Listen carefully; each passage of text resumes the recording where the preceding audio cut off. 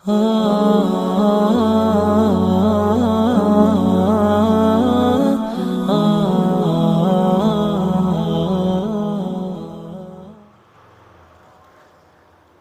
الحمد لله نحمده ونستعينه ونستغفره ونعوذ بالله من شرور أنفسنا ومن سيئات أعمالنا من يهده الله فلا مضل له ومن يضلله فلا هادي له أشهد أن لا إله إلا الله وحده لا شريك له وأشهد أن محمدا عبده ورسوله اللهم صل على محمد وعلى آله وأصحابه ومن تبعهم بإحسان إلى يوم الدين أوصيكم وإياي نفسي بتقوى الله فقد فاز المتقون كما قال تبارك وتعالى في كتابه الكريم يا أيها الذين آمنوا اتقوا الله حق تقاته ولا تموتن إلا وأنتم مسلمون يا أيها الناس اتقوا ربكم الذي خلقكم من نفس واحدة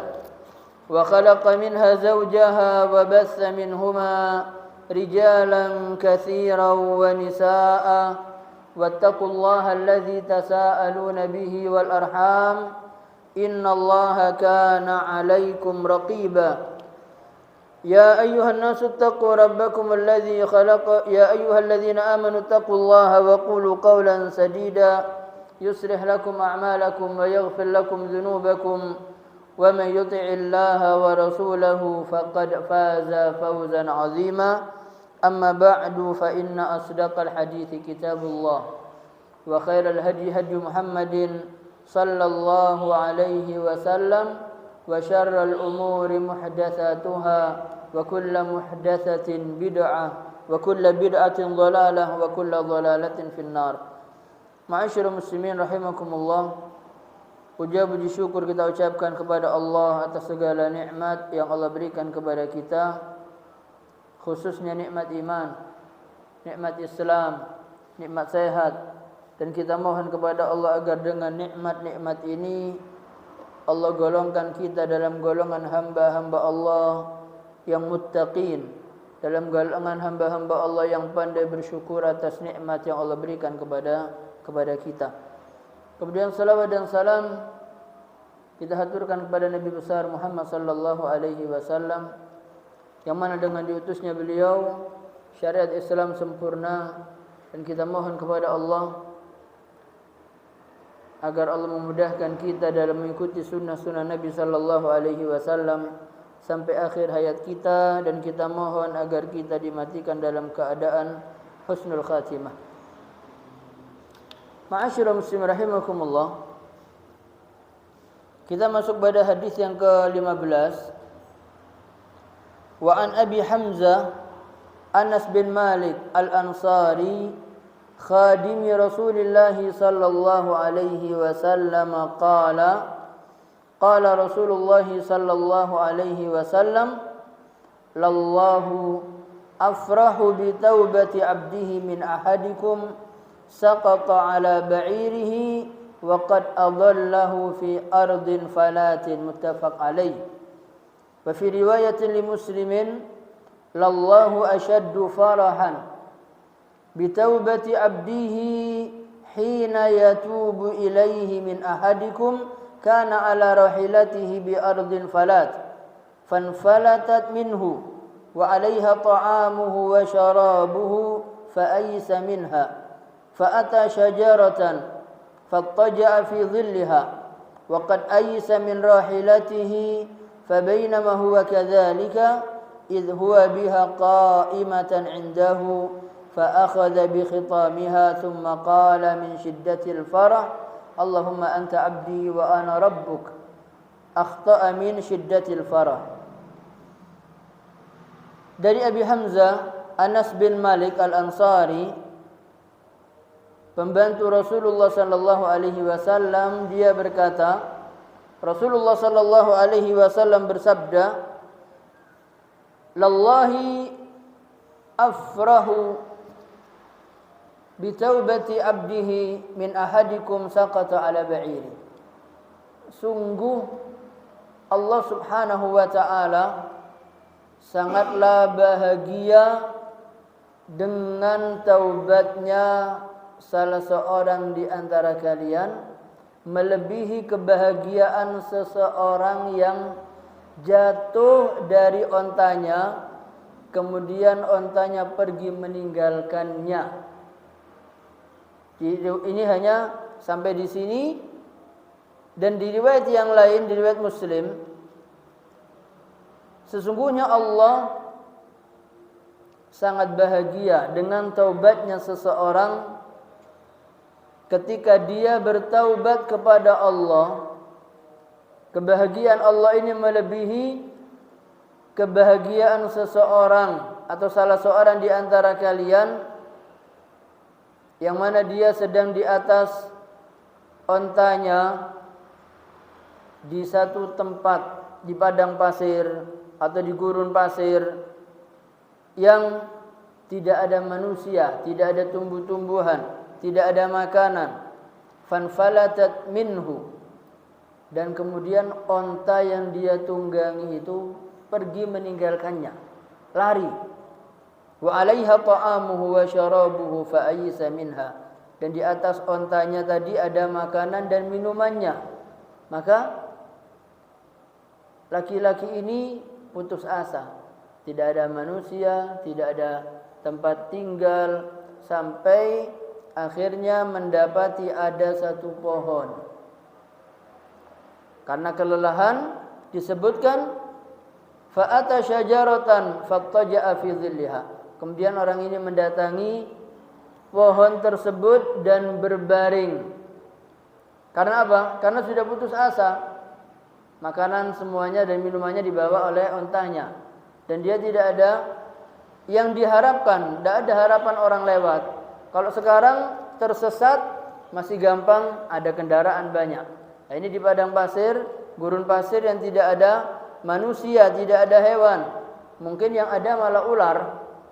Ular gurun itu lebih bahaya, bisanya lebih berat.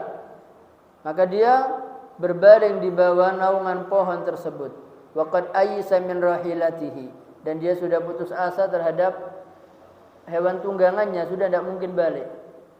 Sudah yang ada putus asa, mati sudah. Tidak ada harapan hidup. Fa bainama huwa kadzalik, tatkala dalam kondisi dia yang seperti itu, tiba-tiba onta tersebut datang dan tali kekangnya terikat pada batang pohon tersebut sehingga ontanya berhenti di sana. Kemudian tiba-tiba dia bangun dan segera mengambil tali kekang tersebut. Saking bahagianya dia mengatakan, Allahumma anta abdi wa ana rabbuka. Saking senangnya dia keliru mengucapkan, ya Allah, engkau adalah hambaku dan akulah Tuhanmu. Ini terbalik. Keliru karena apa? Karena senangnya. Dan tidak akan merasakan seperti ini kecuali seseorang yang pernah merasakan dalam kondisi yang sudah hampir mati sudah. Tidak ada bantuan. Mungkin kalau sekarang pengobatan sudah putus asa, tidak ada pengobatan lain kecuali harus diamputasi dan seterusnya. Tiba-tiba datang satu orang tidak dikenal, hanya memberikan mungkin dari tumbuh-tumbuhan, kemudian dia berikan kepada orang yang sakit ini, tiba-tiba sembuh. Saking senangnya mungkin dia, ya Allah, alhamdulillah, engkau adalah apa? Hambaku dan aku Tuhanmu. Saking senangnya. Tapi ini tidak ada niat apa-apa dari hatinya. Tapi karena apa? Karena kebahagiaan yang luar biasa sehingga dia pun salah dalam mengucap.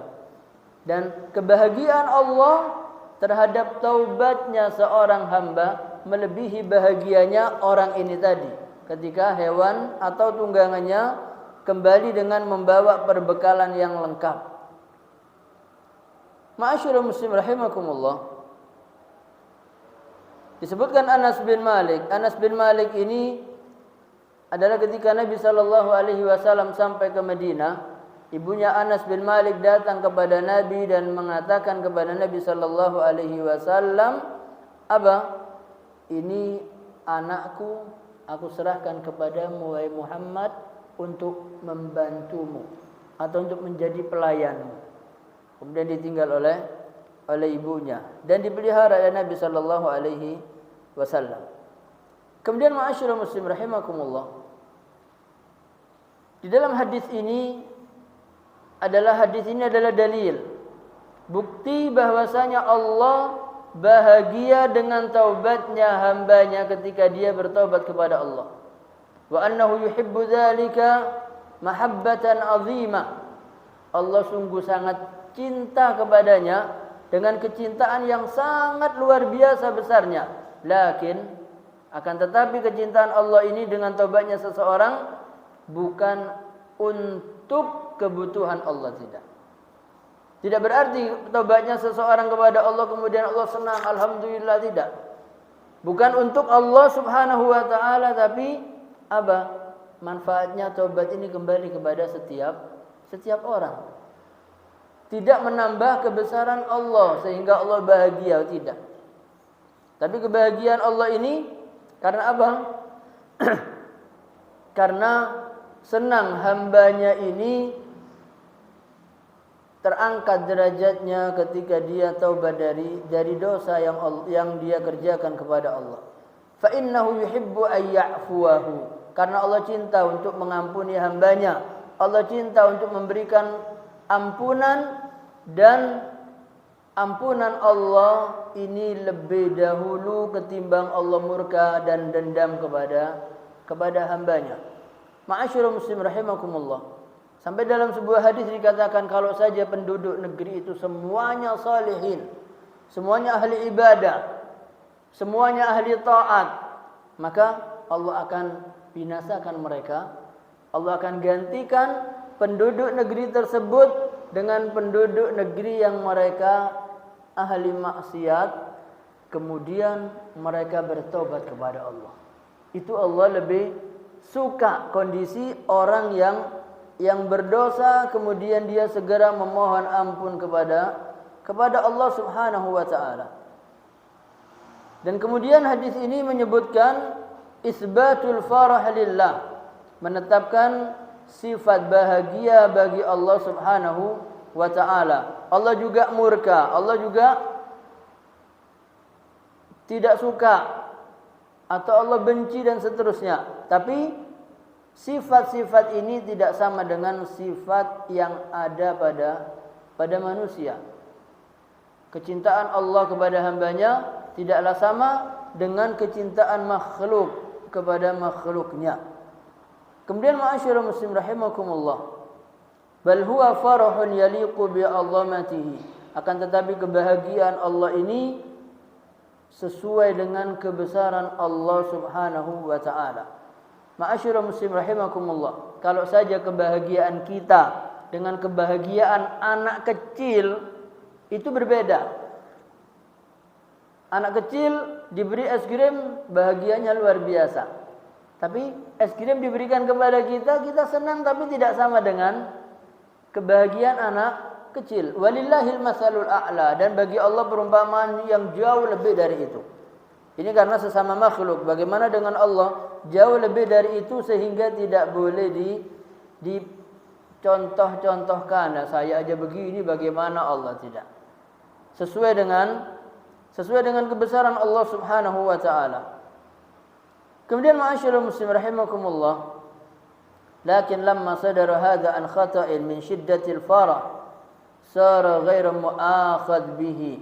Nah, ini pertanyaannya adalah bagaimana orang yang salah tadi mengatakan kepada Allah, ya Allah, Engkau adalah hambaku dan aku adalah Tuhanmu. Apakah ini menyebabkan kekufuran orang tersebut? Maka dikatakan tidak.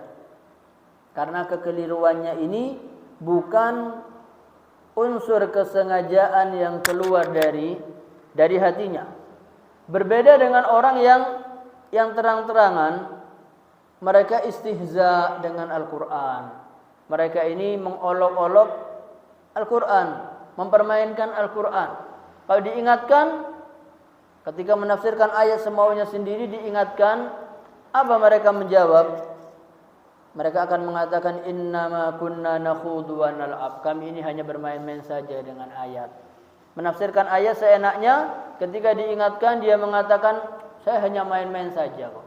Maka ketika ini terucap dari seseorang, Allah mengatakan qul abillahi wa ayatihi wa rasulihi kuntum tastahzi'un. Katakanlah Muhammad, apakah dengan Allah, dengan ayat-ayatnya dan dengan Rasulnya kalian ini mengolok-olok, mempermainkan? Kata Allah, la ta'tadiru qad kafartum ba'da imanikum. Tidak ada maaf bagi kalian karena kalian kafir setelah kalian beriman kepada Allah. Jadi kalau sudah bermain-main dengan ayat Al-Quran, menafsirkan seenaknya sendiri, itu dikatakan apa? Telah kafir dari keimanan. Berbeda dengan orang yang tadi yang bahagia dan dia tidak ada niat sama sekali untuk mempermainkan. Ya Allah engkau tidak begitu. Karena kebahagiaan yang luar biasa tidak kontrol. Berbeda dengan orang yang sengaja diberikan hadis kemudian dia mengolok-olok hadis ini, masa seperti ini. Hati-hati mempermainkan hadis-hadis Nabi sallallahu alaihi wasallam. Jangan sampai ada orang yang melihat seseorang yang menjaga sunnah Nabi sallallahu alaihi wasallam, mungkin hanya ada jenggot yang 3 atau 5 atau 7 dia pelihara, atau hanya sedikit, mungkin 10 dia pelihara. Kemudian orang melihat dengan istihza, mengolok-olok dengan mengatakan jenggot mek pitu wae kok. Ini hati-hati. Ya, hati-hati ucapan ini. Ini dia niatkan tentu penghinaan terhadap syariat yang Nabi contohkan. Nabi memberikan contoh bagaimana Nabi sallallahu alaihi wasallam, Nabi itu kumisnya dipotong. Bulu ketiaknya itu disarankan supaya maksimal 40 hari sudah dibersihkan. Kita masih belum sanggup, mungkin namanya nabtu itu mencabut, kita mungkin belum mencabut. Tapi ala kulli hal kita masih mau membersihkan. Kemudian kumis ditipiskan, jenggotnya dipanjangkan. Jangan sampai ketika kita melihat, dan ini musibah bagi ustaz kita, Ustaz Farid Ahmad Uqbah, kemudian Ustaz Tanjung, yang mereka berdua ini sedang ditahan dan dengan seenaknya mereka berdua ini jenggotnya dibersihkan tanpa ampun. Sampai beliau Ustaz Farid mengatakan siksa saya tapi jangan kalian cukur jenggot saya. Tapi tetap mereka memusuhi Islam dan jenggotnya dihabiskan. Kita serahkan urusan ini kepada Allah. Allahu azizun dzuntiqam. Allah Maha perkasa. Allah Maha keras jika Allah mengambil tindakan kepada orang-orang yang bermain-main dengan syariat Allah Subhanahu wa taala. Kita serahkan kepada Allah dan kita mohon kepada Allah agar ustaz-ustaz kita yang dalam kondisi demikian ini diberikan kekuatan iman oleh Allah Subhanahu wa taala, dan sebagaimana orang-orang terdahulu, ulama-ulama kita dulu, itu kalau sudah siksaan yang paling berat bagi mereka diletakkan di satu ruangan yang tidak ada cahaya. Sehingga tidak ada cahaya dan tidak tahu waktu ini jam berapa. Ini sehingga sampai kepada titik stres. Dan nanti setelah itu diletakkan di satu ruangan, diberikan tembak. Dikhawatirkan yang diharapkan oleh mereka, ulama ini putus asa kemudian ngambil tembak dan dia bunuh diri. Siksaan yang paling berat itu diletakkan di dalam ruangan sampai akhirnya Mudah-mudahan Allah berikan kekuatan bagi ulama-ulama kita yang sedang menghadapi ujian ini. Dan kalau kita melihat banyak ulama-ulama kita terdahulu untuk meninggalkan agamanya, kukunya dicabut satu persatu. Supaya apa? Supaya meninggalkan syariatnya dan supaya taat kepada hukum yang mudah-mudahan Allah Subhanahu wa taala berikan hidayah kepada kita semua. Berikan kekuatan bagi kita untuk memperjuangkan syariat Allah Subhanahu wa taala. Dan sekali lagi jangan sekali-sekali kita istihza, meremehkan, mengolok-olok syariat yang Allah turunkan kepada Nabi Muhammad sallallahu alaihi wasallam. Pasti akan datang balasan bagi orang-orang ini, dan kita khawatirkan adalah tidak mendapatkan hidayah dari Allah Subhanahu wa taala dan tidak sampai dapat pintu taubat dari Allah. Na'udzubillah. Ma'asyiral muslimin rahimakumullah. Wa an Abi Musa Abdullah bin Qais al-Ash'ari an Nabi sallallahu alaihi wasallam qala inna Allah ta'ala yabsutu yadahu bil-laili liyatuba musii'un nahar wa yabsutu yadahu bin-nahar liyatuba musii'ul laili hatta tatlu'a asy-syamsu min maghribiha. Rawahu Muslim.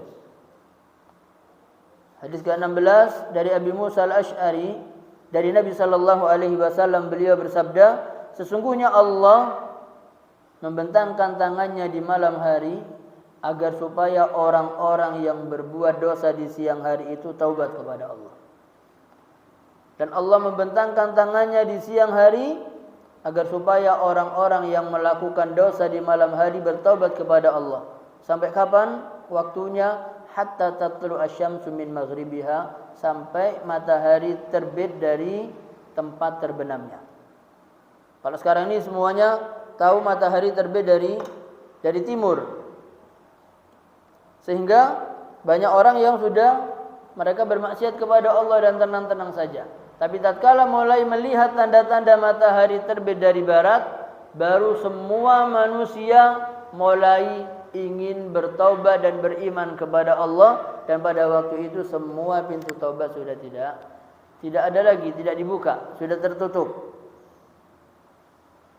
Wa an Abi Hurairah radhiyallahu anhu qala Rasulullah sallallahu alaihi wasallam man taba qabla an tatlu'a asy-syamsu min maghribiha taba Allah alaihi. Barang siapa yang bertaubat kepada Allah dari dosa sebelum matahari terbit dari tempat terbenamnya dari barat, pasti Allah menerima taubatnya. Rawahu Muslim. Yang 18, wa an Abi Abdurrahman Abdullah bin Umar bin Khattab anin Nabi sallallahu alaihi wasallam qala innallaha yaqbalu taubatal abdi ma lam yugharghir. Sesungguhnya Allah menerima taubat seorang hamba selama rohnya belum sampai di tenggorokan, sebelum ngorok. Hadis yang ke-16, 17, 18 ini adalah hadis semuanya berkaitan dengan taubat. Dari Abi Musa yang 16 tadi menyebutkan ini adalah kemuliaan Allah, bahwasanya Allah menerima taubat walaupun taubatnya tertunda. Artinya melakukan dosanya siang, tapi Allah masih menerima taubat di malam hari. Melakukan dosanya malam, Allah masih menerima taubatnya di siang hari. Ini termasuk karunia Allah yang Allah berikan kepada hambanya. Dan ma'asyiral muslim rahimakumullah, wa fi hadzal hadis dalil ala mahabbatillah lit-taubah. Hadis ini menunjukkan kecintaan Allah terhadap taubatnya seseorang. Dan sudah kita sebutkan pada hadis yang tadi tentang orang yang kehilangan ontanya yang mengatakan, engkau adalah hambaku dan aku Tuhanmu.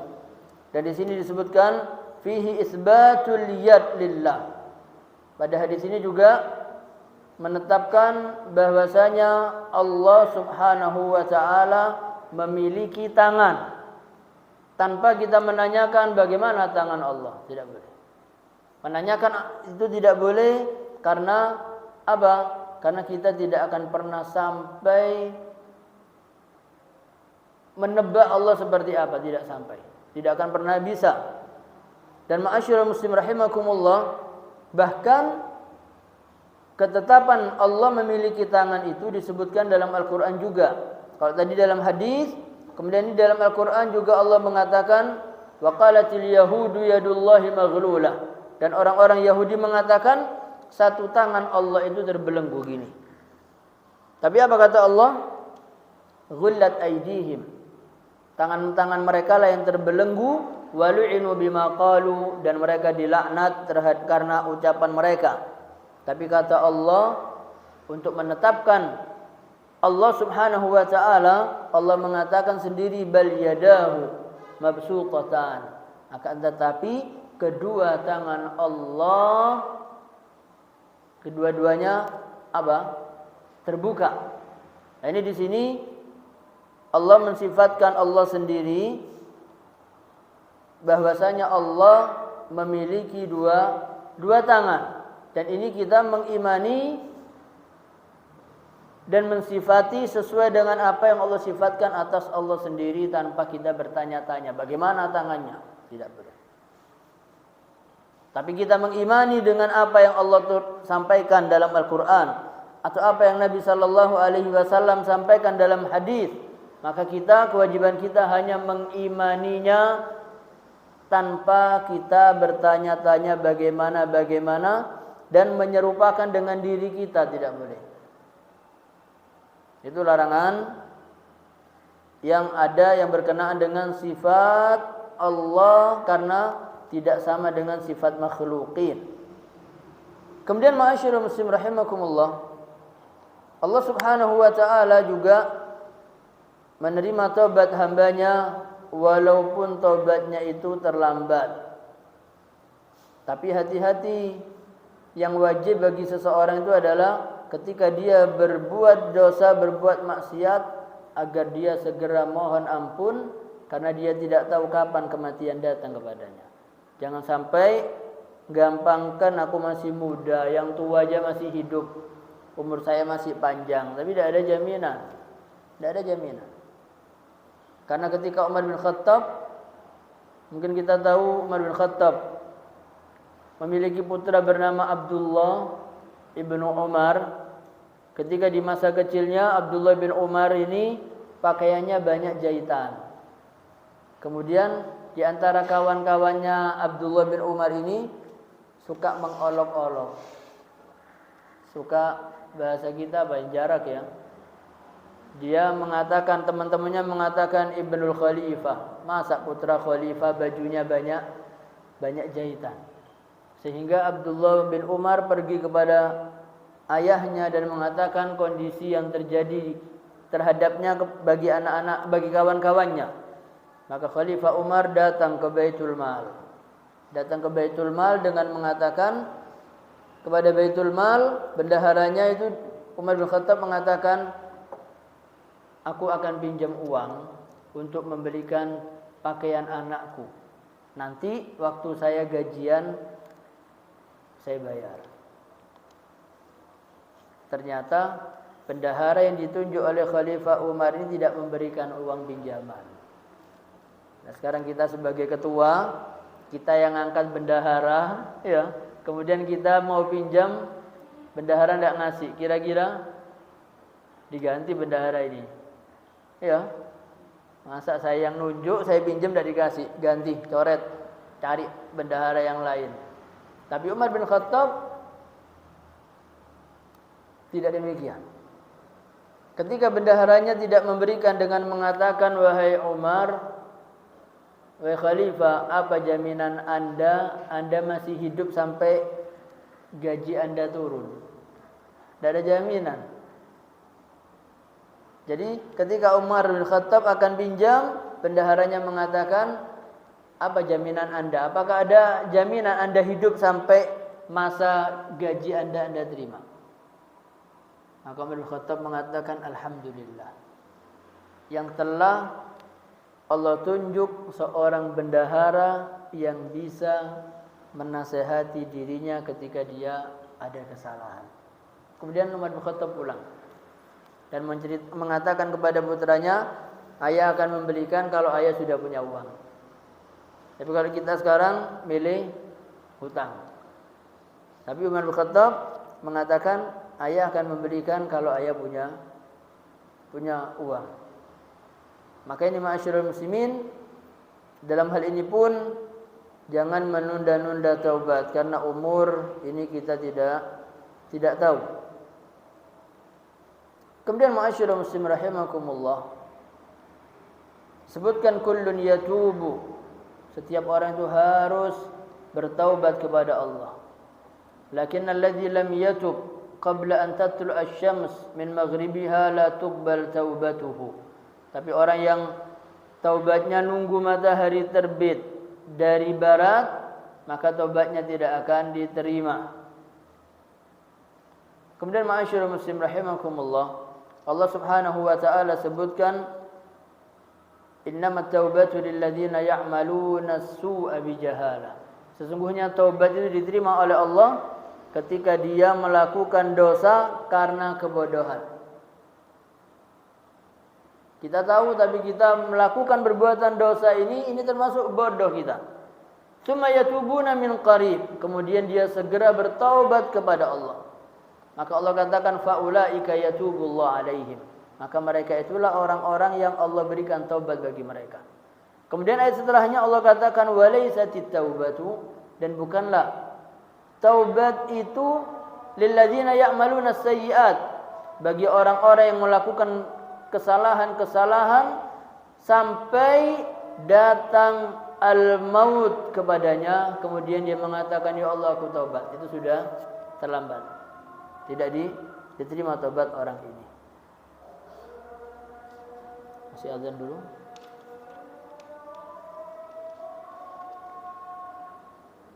Tidak pakai azan. Ini kita biasa pakai azan apa enggak ini? Pakai azan enggak biasanya? Pakai, fadhal.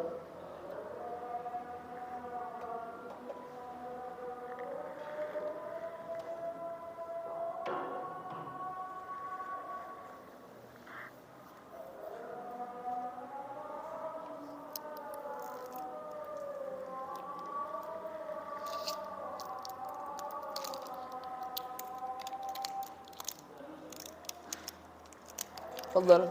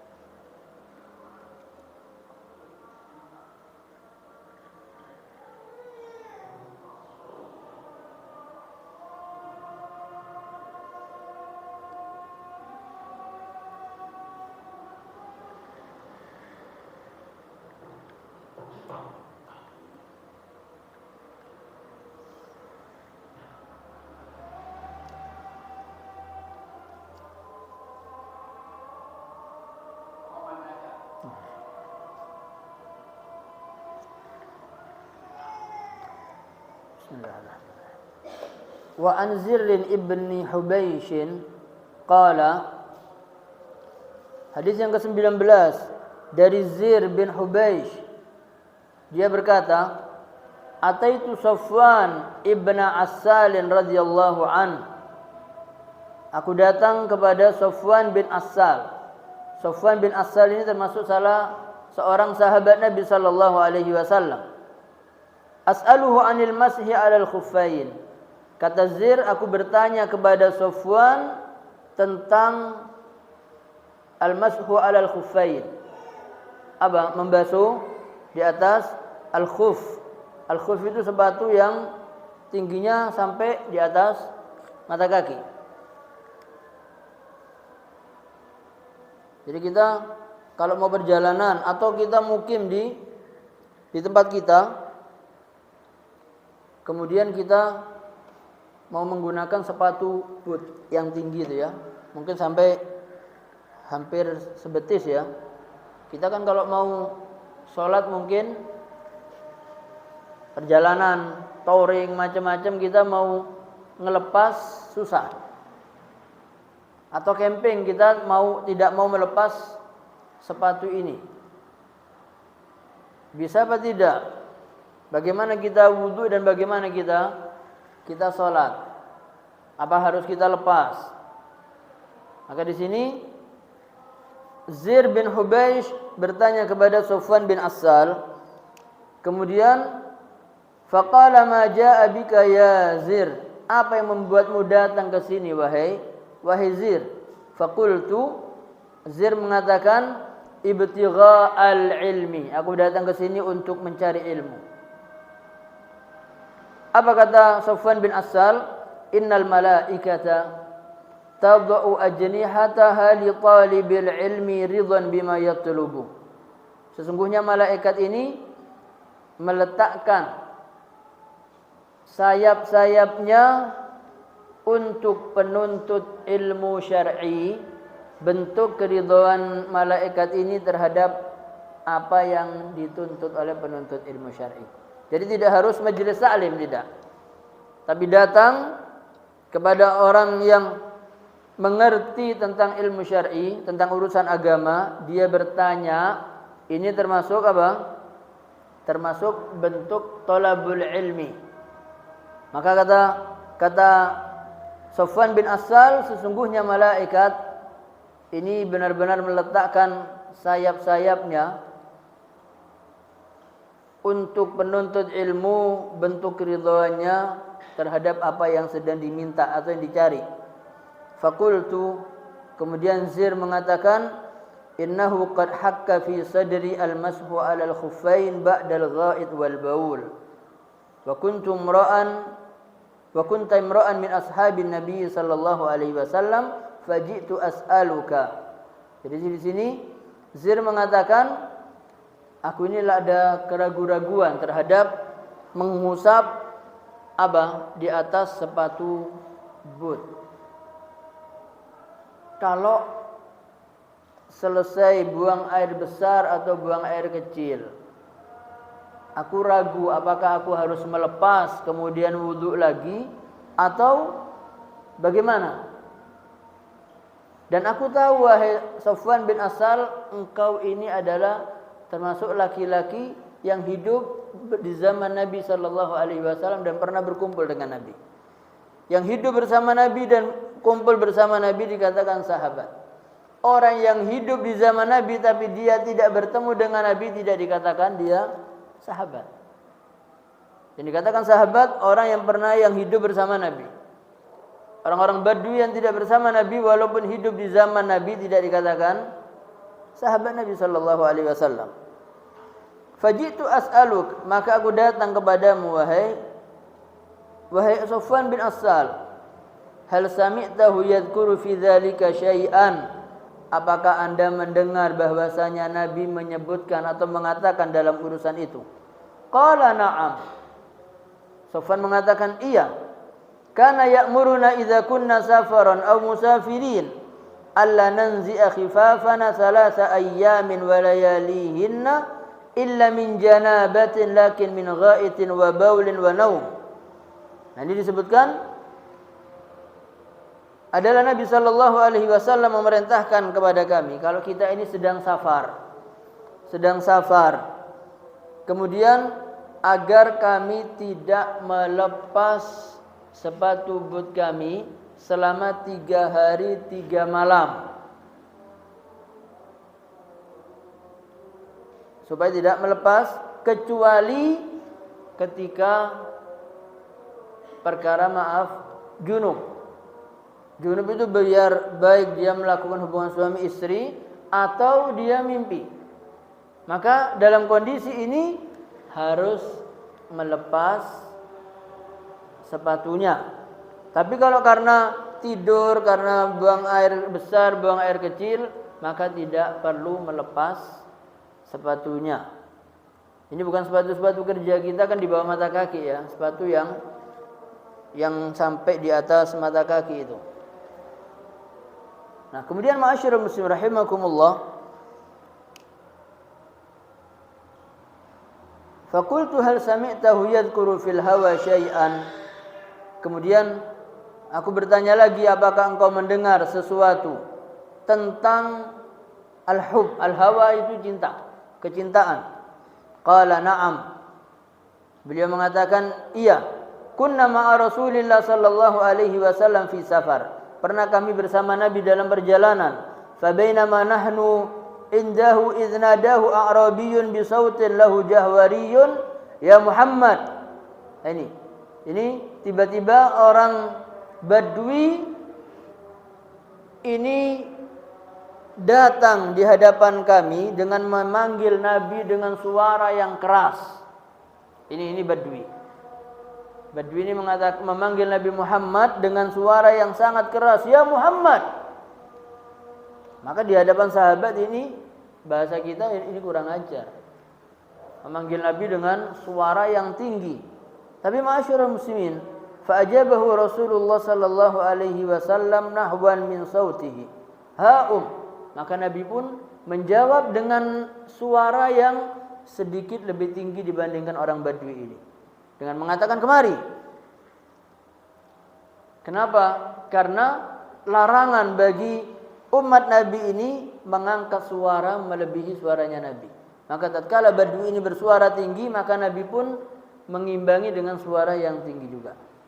Maka ma'asyiral muslimin, faqultu lahu waihak ughdud min sautika fa innaka indan nabi.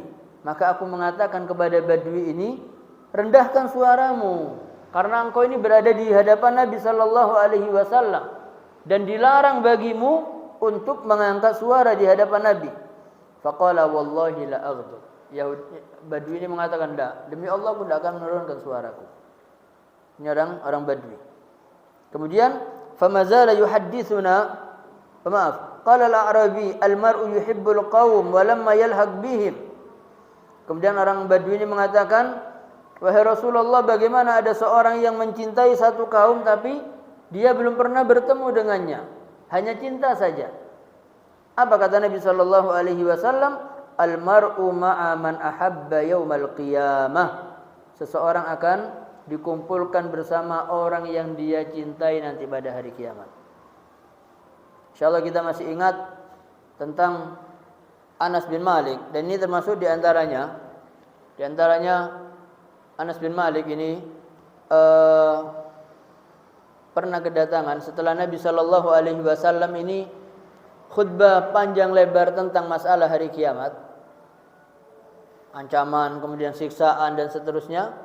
Tiba-tiba orang Badui nyeletuk juga, tanya, mata sa'ah.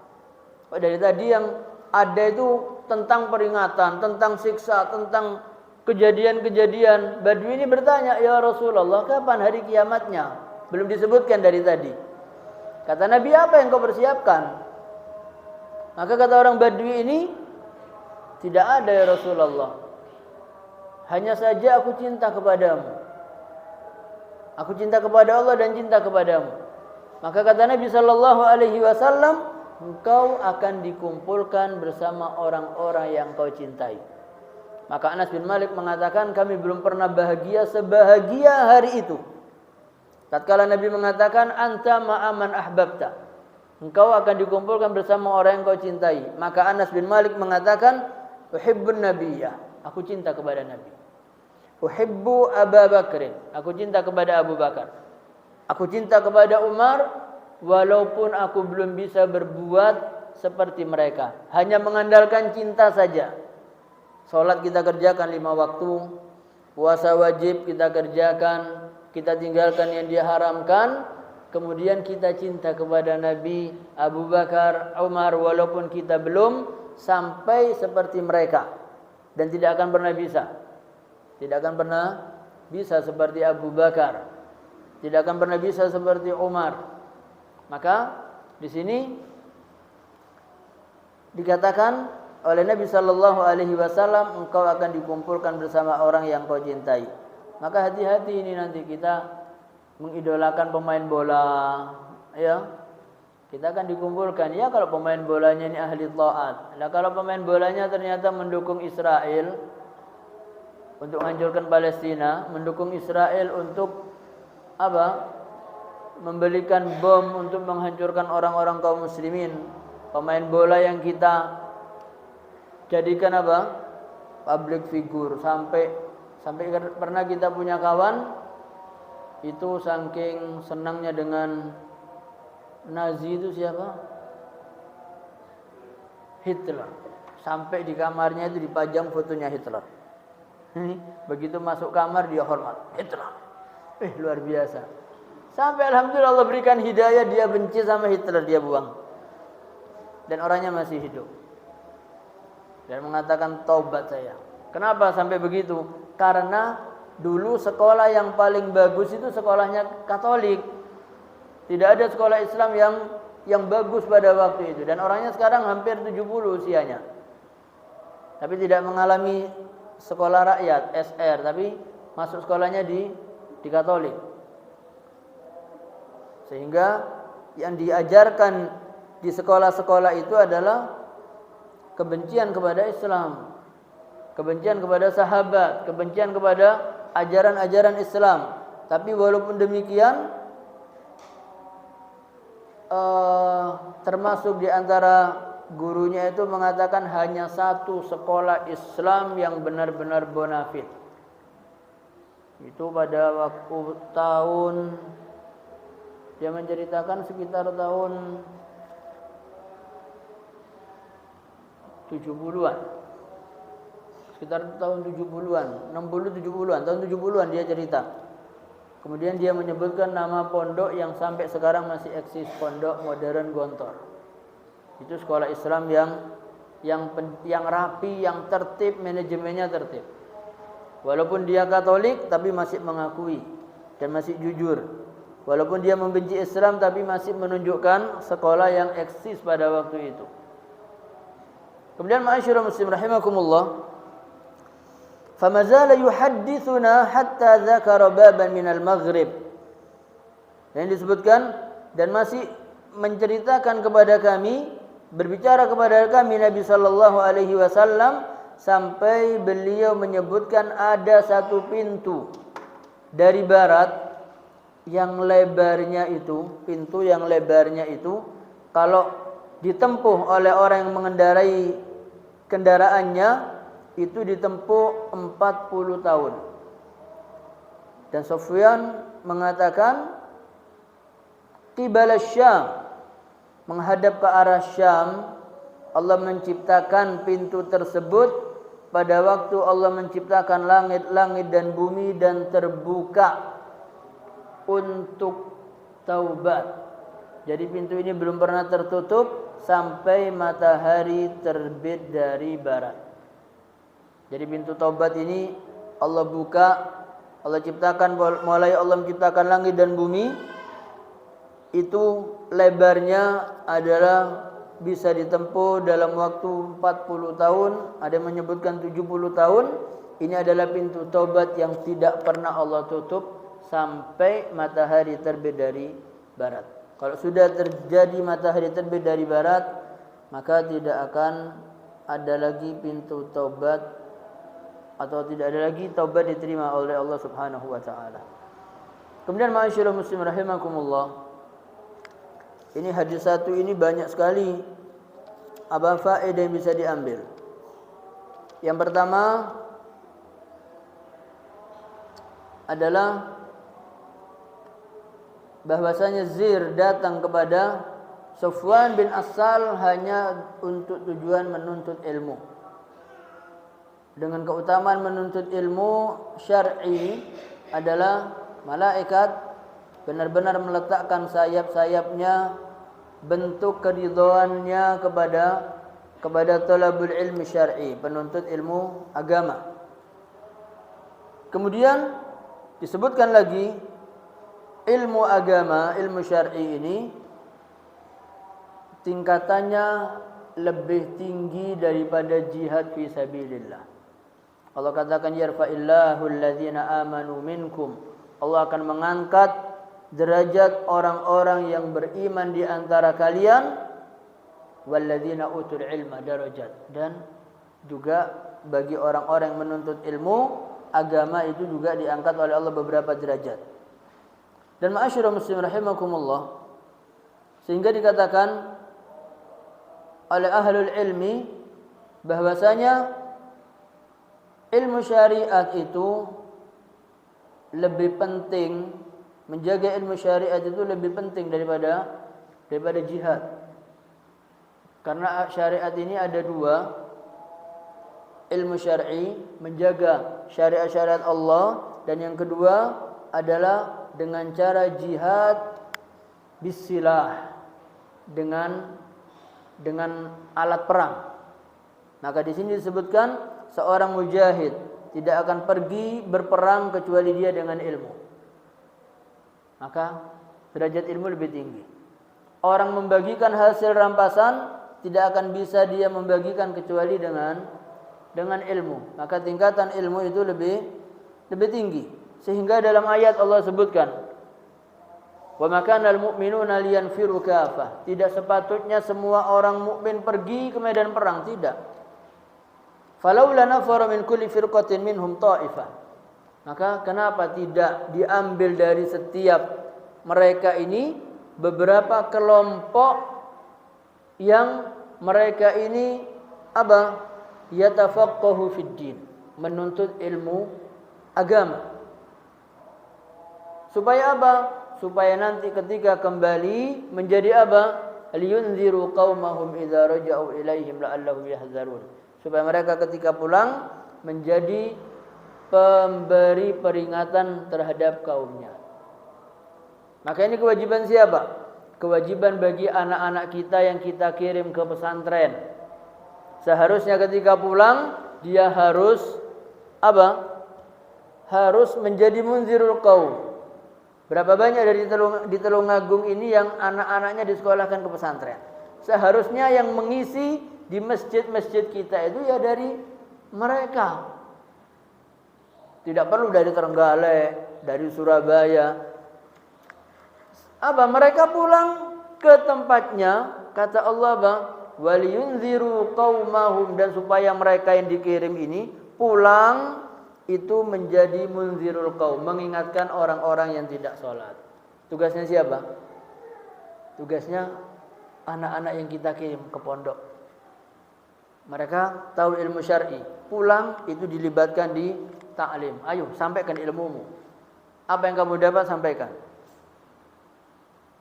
Ini tugas siapa? Tugas talabul ilm, penuntut ilmu, pulang menyampaikan. Karena S1 jurusan ekonomi, dia tidak punya kewajiban untuk menyampaikan di sini. Yang punya kewajiban mereka yang sudah dikirim ke pesantren, pulang harus mengamalkan ilmunya. Itu punya kewajiban. Kemudian ma'asyiral muslimin rahimakumullah, tentang mashul khuffain, al-mashu 'ala al-khuffain, itu disebutkan untuk menggunakan al-khuffain itu sebelum dipakai itu kita harus berwudu. Tidak tayamum. Kalau tayamum itu ketika mendapatkan air dia berwudu, dia lepas. Tapi harus berwudu dulu, baru setelah itu dia menggunakan sepatu bootnya.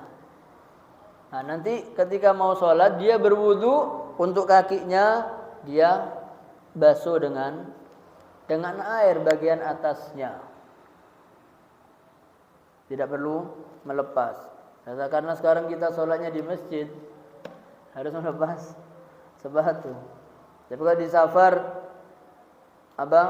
pendaki atau apa saja tidak perlu melepas sepatu, cukup supaya kita nanti ada anak-anak camping, ayo lepas sepatu, tidak perlu lepas sepatu karena mereka wudu dan cukup membasuh di atas al-khuffain. Maka ada seorang Al-Mughirah bin Syu'bah ketika safar bersama Nabi sallallahu alaihi wasallam, kemudian Nabi sedang berwudu, tiba-tiba Mughirah ini menunduk dan akan melepas sepatunya Nabi. Kata Nabi, jangan, biarkan, karena aku meletakkan kedua kakiku ini dalam keadaan suci, maka tidak perlu dilepas. Jadi ma'asyiral muslimin, supaya kita mengerti hal ini walaupun jarang kita kerjakan ini. Karena kita masjid di mana-mana ada banyak dan jarang kita menggunakan sepatu itu. Paling sandal, sepatunya pun di bawah mata kaki sehingga harus dilepas. Kaos kaki pun, bagaimana kaos kaki? Kaos kaki pun kalau dia tinggi juga boleh dibasuh atasnya.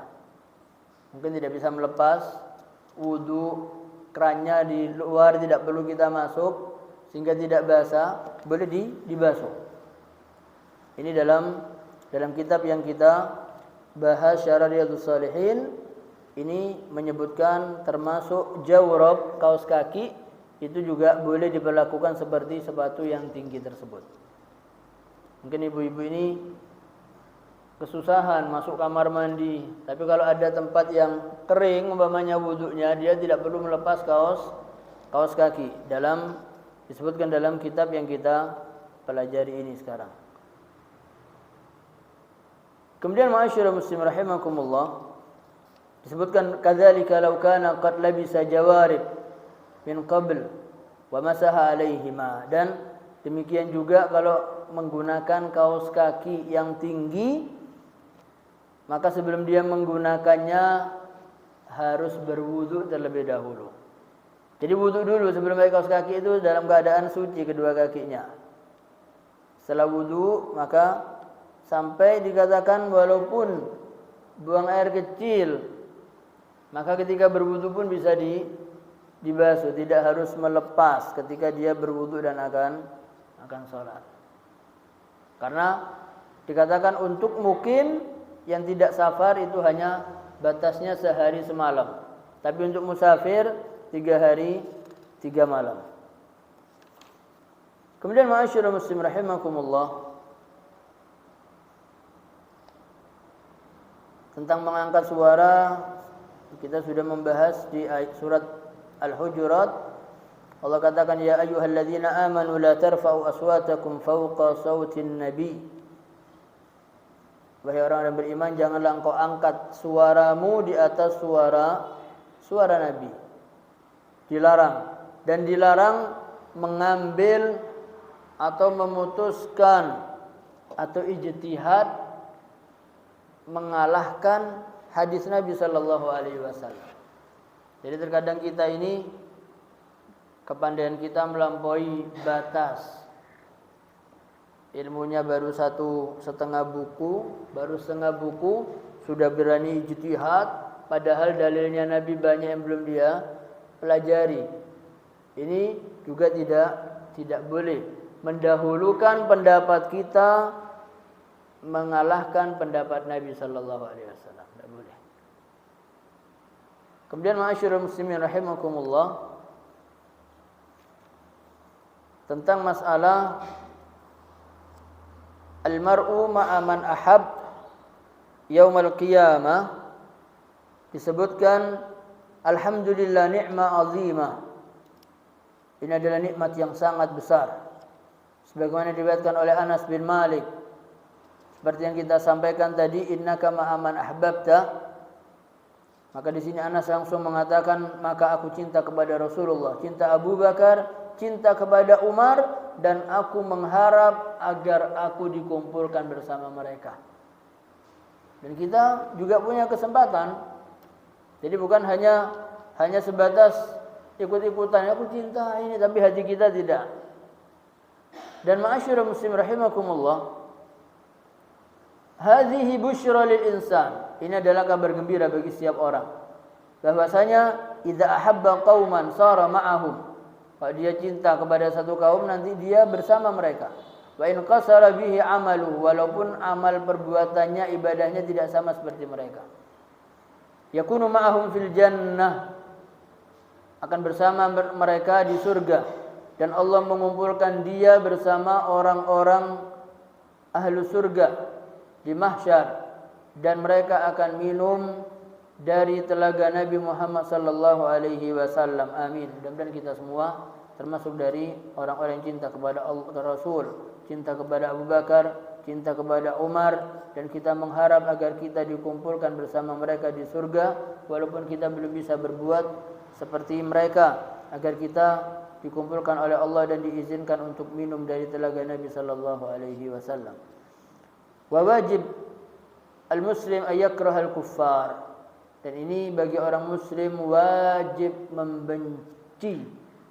membenci orang-orang kafir.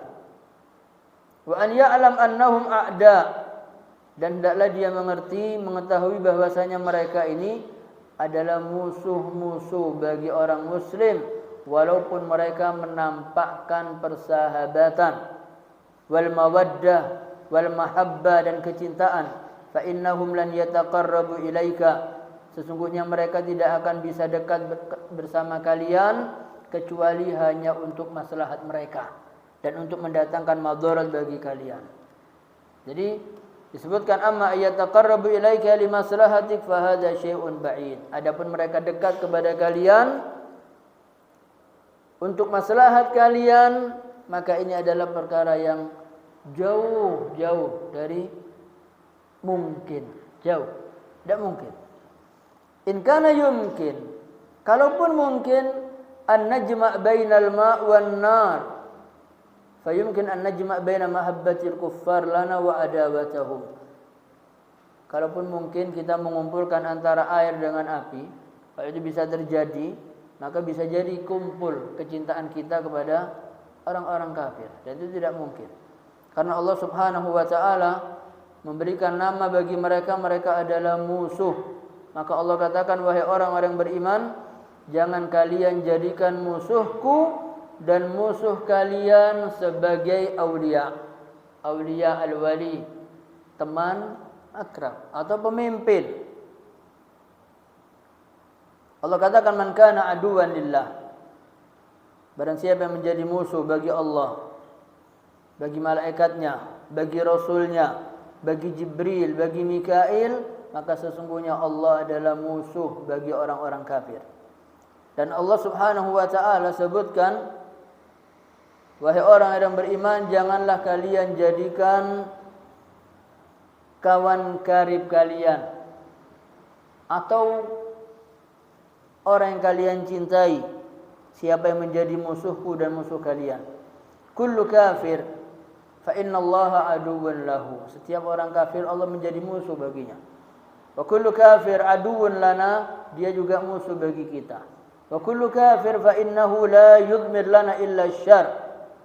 Dan setiap orang kafir ini tidak menyembunyikan di hadapan kita kecuali keburukan dan kejahatan yang mereka sembunyikan. Walihada yajibu alaika an takrah min qalbik kulla kafir mahma kan jinsu. Maka di sini wajib bagimu dari hati yang paling dalam Anda membenci orang kafir bagaimanapun jenisnya. Wa mahma kana taqarrubuhu ilaik, walaupun akrab denganmu, hati-hati. Ini peringatan peringatan. Yang terpenting ngambil kaidah almar'u ma'aman ahab. Jangan sampailah kita ini muncul kecintaan kita kepada mereka. Nanti kita akan dikumpulkan oleh Allah bersama orang yang kita cintai. Fa'alaika ya akhi an tashudda qalbaka ala mahabbatillah. Hendaklah engkau berkuat hatimu ini di atas kecintaan kepada Allah, kepada Rasulnya, kepada khulafaur rasyidin, kepada sahabat-sahabat Nabi yang lain, kepada a'immatul huda min ba'dihim, kepada imam-imam yang membawa petunjuk, termasuk ulama-ulama kita yang cinta kepada Allah dan Allah cinta kepada mereka, dan ditutup dengan doa nas'alullah ayuhaqqiqa lana dzalika bimannihi wa karamihi wallahul muwaffiq. Dan kita mohon kepada Allah agar Allah membenarkan dengan karunia Allah kecintaan kita kepada mereka, orang-orang yang Allah cintai dari para nabiyin, siddiqin, syuhada. Dan kita mohon agar kita dimatikan dan dikumpulkan bersama mereka. Dan kita mohon kepada Allah agar Allah Subhanahu wa taala menanamkan kecintaan kita kepada Allah. Kita sering berdoa, Allahumma habbib ilaina al-iman, ya Allah cintakanlah kami kepada keimanan. Wa zayyinhu fi qulubina, dan hiasilah di atas hati-hati kami.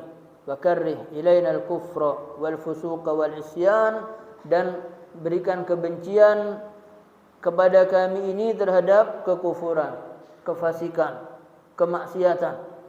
Waj'alna minar rasyidin, dan jadikan kami termasuk orang-orang yang mendapat petunjuk. Dan kita mohon ma'asyiral muslimin, rahmat Allah Subhanahu wa taala, walaupun sebanyak apa dosa yang kita berbuat, kita tetap husnudzan kepada Allah bahwasanya rahmat Allah sangatlah luas, melebihi murkanya, dan rahmat Allah sangat luas melebihi banyaknya maksiat yang kita kerjakan kepada Allah. Dan jangan sekali-kali kita berputus asa dari rahmat Allah Subhanahu wa taala, karena hanya orang-orang kafir saja yang mereka berputus asa dari rahmat Allah Subhanahu wa taala. Insyaallah sudah, atau kita tambah satu hadis selesai.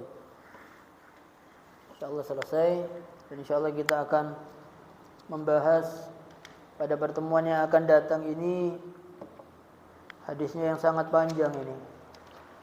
Hadisnya ada 2 lembar. Hadisnya 2 lembar tentang perang Tabuk. Allah katakan wa 'ala tsalatsatil ladzina khulifu hatta idza dhaqat 'alaihimul ardu bima rahubat. Itu 3 orang yang apa? Yang tidak diajak bicara oleh Nabi karena mereka berhalangan ikut perang. Dan ini insyaallah panjang ini. Insyaallah. Tapi syarahnya tidak banyak karena hadisnya sendiri sudah panjang 2 lembar 4 halaman. Insyaallah kita akan bahas pada 2 pekan lagi. Dan ini ada 1 hadis saja kita baca. Yang insyaallah kita juga banyak mendengar hadis ini. 1 saja terakhir ini. Wa an Abi Sa'ad bin Malik bin Sinan Al-Khudri, dari Abi Sa'id Al-Khudri yang biasa kita kenal, anna Nabiy sallallahu alaihi wasallam qala, bahwasanya Nabi sallallahu alaihi wasallam bersabda, kana fi man kana qablakum, adalah pernah terjadi sebelum kalian rajul, seorang laki-laki, qatala tis'atan wa tis'ina nafsan, pernah membunuh 99 jiwa. Fasa'ala an a'lam ahlil ard, kemudian dia bertanya siapa orang yang paling mengerti. Kemudian ditunjukkan ada seorang pendeta. Fa'atahu, kemudian dia datang kepada pendeta ini. Faqala innahu qatala tis'atan wa tis'ina nafsan fahal lahu min taubah. Dia bertanya, ada orang yang telah membunuh 99 jiwa, apakah dia ada kesempatan taubat. Faqala la, tidak ada. Dia sudah membunuh 99, dia taubat, tidak diterima taubatnya. Faqatalahu, kemudian orang ini membunuh pendeta tersebut. Fakammala bihi mi'ah, maka sempurna sudah dia membunuh 100 orang. Tsumma sa'ala an a'lam ahli al-ard, kemudian dia tanya lagi orang yang paling mengerti di muka bumi ini. Fadulla ala rajulin alim, kemudian ditunjukkan kepada seorang laki-laki yang alim, mengerti terhadap agamanya. Faqala innahu qatala mi'ata nafsin fahal lahu min taubah. Ini bertanya lagi yang sama. Sesungguhnya ada orang laki-laki yang membunuh 100 orang, apakah mungkin taubatnya diterima? Faqala na'am, orang alim ini mengatakan iya, diterima. Wa man yahulu bainahu wa bainat taubah, siapa yang menjadi penghalang antara dia dengan taubat? Intalik ila ardi kada wa kada, kamu harus pergi, tinggalkan negeri ini, pergi ke negeri yang disebutkan. Fa inna biha unasan ya'budunallaha ta'ala fa'budillaha ma'ahum. Maka tinggalkan negeri ini, negeri yang kebanyakan tidak menyembah Allah. Kamu pergi ke negeri fulan, di sana penduduknya menyembah Allah. Maka sembahlah Allah bersama mereka. Wala tarji ila ardik fa innaha ardusu, dan jangan pernah kembali ke negerimu. Jadi orang kalau sudah taubat, berbuat rusaknya di Tulungagung, kemudian dia taubat tinggalkan Tulungagung dan jangan pulang lagi, itu taubat yang sesungguhnya. Kenapa? Karena kalau sampai kembali lagi, khawatir kenangan masa lalu ini akan menarik dia untuk kembali melakukan kemaksiatan lagi. Maka di sini disebutkan pergi dan jangan pernah kembali lagi. Akhirnya ma'asyiral muslimin rahimakumullah, wala tarji ila ardik, dan jangan kembali ke negerimu lagi karena negerimu ini negeri yang buruk. Fantalaqa hatta idza nasafa at-tariqa atahu al-maut. Kemudian orang ini pergi meninggalkan tempatnya. Begitu sampai pada pertengahan jalan, datang kematian, mati orang ini. Sudah taubat? Sudah. Sudah beribadah? Belum. Sudah menyembah Allah? Belum. Tapi dia sudah meninggalkan keburukannya dan ingin menempuh ke jalan hidayah Allah. Sudah. Fakhtasamat fihi malaikatur rahmah wa malaikatul azab. Sehingga dengan kondisi begini, dua malaikat bertengkar. Yang satu malaikat rahmah, yang satu malaikat azab. Malaikat rahmah mengatakan, ja'a taiban muqbilan biqalbihi ila Allah. Orang ini sudah datang menghadap Allah dari hati yang sangat dalam, dia ingin bertobat. Wa qalat malaikatul azab, malaikat azab mengatakan, innahu lam ya'mal khairan qat. Dia belum melakukan kebaikan sedikit pun belum. Hanya pergi saja. Apa yang terjadi ma'asyiral muslimin? Fa'atahu malak. Kemudian datang kepada mereka seorang malaikat yang Allah utus fi surati adamiyyin, dalam bentuk manusia. Allah tunjukkan manusia lebih mulia dari siapa? Dari malaikat kalau dia taat kepada Allah. Tapi kalau dia bermaksiat kepada Allah, dia lebih buruk daripada syaitan. Maka ini Allah tunjukkan malaikat yang dikirim oleh Allah ini berubah bentuk seperti manusia. Faja'aluhu bainahum, dan berada di antara mereka berdua, menyelesaikan sebagai hakim. Faqala qisu ma bainal ardaini, ukur di antara dua negeri ini. Fa ila ayyatihima kana adna fa huwa lahu, maka lebih dekat kemana letak kematiannya dia, maka di situ dia akan dimasukkan. Negeri yang jelek dan negeri yang dia tuju untuk dia taubat. Disuruh ngukur. kemana orang ini lebih dekat. Kalau dia lebih dekat ke tempat negeri yang awal, maka dia diambil bagian malaikat azab. Kalau dia lebih dekat kepada tujuan, maka dia akan diambil oleh malaikat rahmah. Faqasu. Kemudian mulai mereka mengukur. Fawajaduhu adna ilal ardil lati arad. Maka mereka yang mengukur ini mendapati ternyata orang ini lebih dekat ke negeri yang akan dia tuju. Faqabadathu malaikatur rahmah. Maka malaikat rahmah yang punya hak untuk mengambil orang ini. Dan disebutkan lagi dalam riwayat yang sahih, fakana ilal qaryati salihah aqrab bi shibrin faju'ila min ahliha. Selisihnya itu hanya 1 jengkal. Selisihnya jarak ini hanya segini. Satu kilan. Ini ke arah negeri yang baik. Fa auhallahu ta'ala ila hadhihi an taba'adi.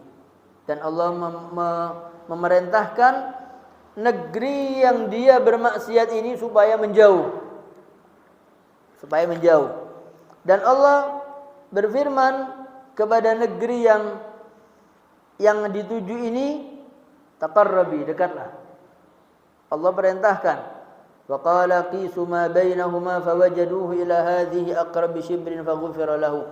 Kemudian dilihat ternyata dia lebih dekat jarak sejengkal saja, maka Allah memberikan ampun kepada orang ini. 100 orang dibunuh. Kita insyaallah dosa kita tidak sampai membunuh orang. Ini taubat dari hati, meninggalkan tempat buruknya, dia hijrah, kemudian sebelum dia berbuat kebaikan apapun, Allah cabut nyawanya, dan ternyata Allah memberikan ampunan karena taubat hamba ini yang luar biasa. Dan mudah-mudahan hadis-hadis ini menjadikan kita ini segera ingat kepada Allah. Setiap kita berbuat maksiat kepada Allah, segera kita ingat dan kita memohon ampun kepada Allah agar Allah mengampuni dosa kita dan menerima taubat kita semua. Allahumma salli ala Muhammad wa ala ali Muhammad kama sallaita ala Ibrahim wa ala ali Ibrahim fil alamin innaka Hamidum Majid. Alhamdulillahirabbil alamin hamdan yuwafi ni'amahu wa yukafi mazidah. Ya Rabbana lakal hamdu wa lakal syukru kama yanbaghi li jalali wajhikal karim wa 'azimi sultanik. Allahumma ja'al jam'ana hadha jam'an marhuma wa tafarruqana min ba'dihi tafarruqan ma'suma. Allahumma la tada' lana fi maqamina hadha dhanban illa ghafartah wa la hamman illa farajtah ولا عيبا إلا سترته ولا مريضا إلا شفيته ولا قيما إلا رزقته ولا ضالا إلا هديته ولا سؤالا إلا أعطيته ولا عسيرا إلا يسرته ولا فقيرا إلا أغنيته ولا دينا إلا قضيته ولا حاجة من حوائج الدنيا والآخرة إلا قضيتها ويسرتها برحمتك أرحم الراحمين. ربنا اصرف عنا عذاب جهنم إن عذابها كان غراما إنها ساءت مستقرا ومقاما. ربنا آتنا في الدنيا حسنة وفي الآخرة حسنة وقنا عذاب النار. وسبحان ربك رب العزة عما يصفون وسلام على المرسلين والحمد لله رب العالمين. سبحانك اللهم بحمدك أشهد أن لا إله إلا أنت أستغفرك وأتوب إليك. السلام عليكم ورحمة الله وبركاته.